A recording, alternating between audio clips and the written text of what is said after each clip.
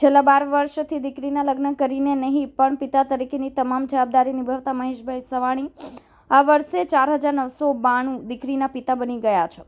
છેલ્લા એક દાયકાથી અવિરત પ્રજ્વલિત થયેલા પીપી સવાણીના સેવાયજ્ઞ થકી અનેકને પ્રેરણા મળી છે અને બીજી અનેક સંસ્થા અને વ્યક્તિઓએ લગ્ન સમારોહ સમગ્ર ગુજરાત અને બીજા રાજ્યોમાં પણ યોજાઈ રહ્યા છે. આ પ્રસંગે પ્રદેશ અધ્યક્ષ અને સાંસદ CR પાટીલે જણાવ્યું કે સુરતની સમૂહ લગ્નની પરંપરા સૌરાષ્ટ્ર સુધી પહોંચી છે.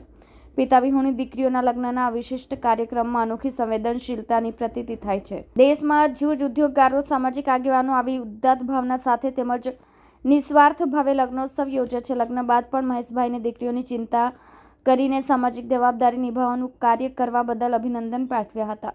આ પ્રસંગે પીપી સવાણી ગ્રુપના મહેશ સવાણીએ જણાવ્યું હતું કે 2 દીકરીઓથી શરૂ કરેલો લગ્ન ઉત્સવ આજે 12મો લગ્ન સમારોહ યોજાઈ રહ્યો છે. 22 દીકરીઓ સિવાયની તમામ દીકરીઓને માતા પિતા કે ભાઈ બહેન નથી, જેથી આ સમારોહને માવતર નામ આપ્યું છે. આ સમૂહ લગ્ન સમારોહના માધ્યમથી પિતા તરીકેની જવાબદારી વહન કરવાનું કાર્ય કર્યું છે. દીકરીઓને શિખામણ આપતા કહ્યું કે સૌની સાથે રાખીને પરિવારને એક તાતણે બાંધી રાખજે, એક અને નેક બની પરિવારની તમામ જવાબદારીઓ અને દાંપત્ય જીવનની ઉજાળજે.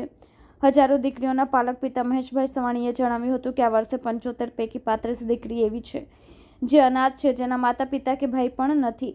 25 એવી દીકરી છે જેની મોટી બહેન આ પહેલા અમારા જ લગ્ન મંડપમાં પરણી ચૂકી છે. 2 દીકરી તો મૂકબધિર છે, એક નેપાળ અને એક ઓડિશા અને 2 દીકરી ઉત્તર પ્રદેશથી દાંપત્ય જીવનની શુભ શરૂઆત કરવા સુરત આવી છે. પીપી સવાણી પરિવાર પિતાની છત્રછાયા ગુમાવનાર હજારો બાળકોના શિક્ષણ, આરોગ્ય અને લગ્નની સંપૂર્ણ જવાબદારી નિભાવે છે. મહેશભાઈ સવાણીએ જણાવ્યું હતું કે અમે માત્ર કન્યાદાન કરીને કે કર્યાવર આપતા નથી, પણ પિતાની જવાબદારી હું નિભાવું છું, જેમાં માત્ર લગ્ન નહીં પણ એના પરિવારની તમામ જવાબદારી હોય છે. આ વેળાએ દેશના પ્રખ્યાત 3D આર્ટિસ્ટ હસમુખ માણિયાએ સવાણી પરિવારના મોભી વલ્લભભાઈ સવાણીનું આબેહૂબ 3D પેઇન્ટિંગ બનાવ્યું હતું. આ ચિત્રની ભેટ વલ્લભભાઈને આપવામાં આવી હતી. આ પ્રસંગે શિક્ષણ ક્ષેત્રે સિદ્ધિ પ્રાપ્ત કરનાર એવા 2 વિદ્યાર્થીઓનું સન્માન કરાયું હતું, જેમાં એક ધોરણ 12 સાયન્સમાં સમગ્ર ગુજરાતમાં બોર્ડમાં નંબર પ્રથમ પ્રાપ્ત કરનાર યુગ રમેશભાઈ ખોખરિયા અને બીજો વિદ્યાર્થી કે જેમણે ગુજકેટ પરીક્ષામાં 120માંથી 120 માર્ક્સ મેળવી સમગ્ર ગુજરાતમાં તેમણે પણ પ્રથમ નંબર પ્રાપ્ત કર્યો છે. બંને વિદ્યાર્થીઓ થકી અન્ય વિદ્યાર્થીઓને પ્રેરણા મળે તે હેતુસર બંને વિદ્યાર્થીઓને ₹1,11,111નો ચેક અર્પણ કરાયો હતો. આ બંને વિદ્યાર્થીઓએ વિનામૂલ્યે પીપી સવાણી સ્કૂલમાં અભ્યાસ કર્યો છે.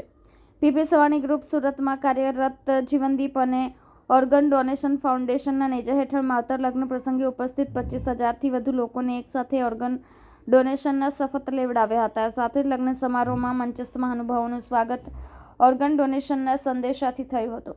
આગામી મહિને કરોડો હિન્દુઓની આસ્થાનું કેન્દ્ર અને જેની રાહ વિશ્વના લોકો જોઈ રહ્યા છે, અયોધ્યાના ભગવાન શ્રીરામના જન્મસ્થળે ભવ્ય રામ મંદિરનું નિર્માણ થઈ રહ્યું છે. આ નિમિત્તે આસ્થા અને ભગવાન શ્રીરામના સેવક તરીકે આવનાર દરેક મહેમાનોને શ્રી હનુમાન ચાલીસા અર્પણ કરવામાં આવી હતી. ટ્રીપો જગલ પ્રાઇવેટ લિમિટેડ દ્વારા પીપી સવાણી ગ્રુપની દીકરીઓની માવતર રૂપી ગંગા સ્વરૂપ 150 બહેનોને 6 દિવસ રહેવા, જમવા, આવવા જવાનો તમામ સુવિધા સહિત ફક્ત ₹1,001 અયોધ્યા દર્શન કરાવવા માટે લઈ જવામાં આવશે.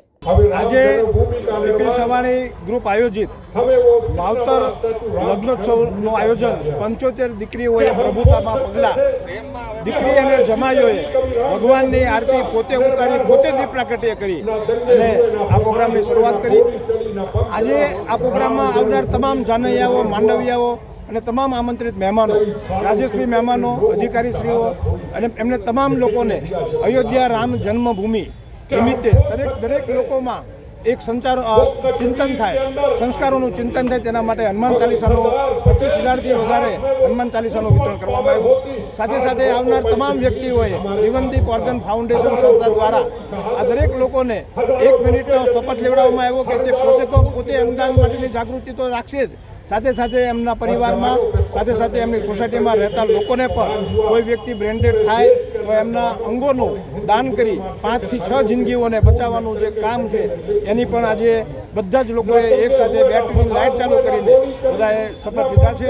આજના પ્રોગ્રામમાં અમારી 75 દીકરીઓ જ્યારે સાસરી સીધાવશે ત્યારે દીકરીને સાસરીયામાં શું કહેવું, કેવી રીતે રહેવું અને શું કરવું, અને વેવાયેલીઓને પણ અમે અહીંયાથી આરસી વચનના રૂપે દરેક સામાજિક અગ્રણીઓએ CR પાટીલ સાહેબ, ભારતીય જનતા પાર્ટીના અધ્યક્ષશ્રી, સુરતના મેયર એવા દક્ષેશભાઈ માવાણી અને રાજેશ્રી મહાનુભાવો, સાથે સાથે ધાર્મિક પ્રવચનોના જે ધર્મગુરુઓ છે તેમને પણ બધા લોકોને શિખામણો પાઠવી.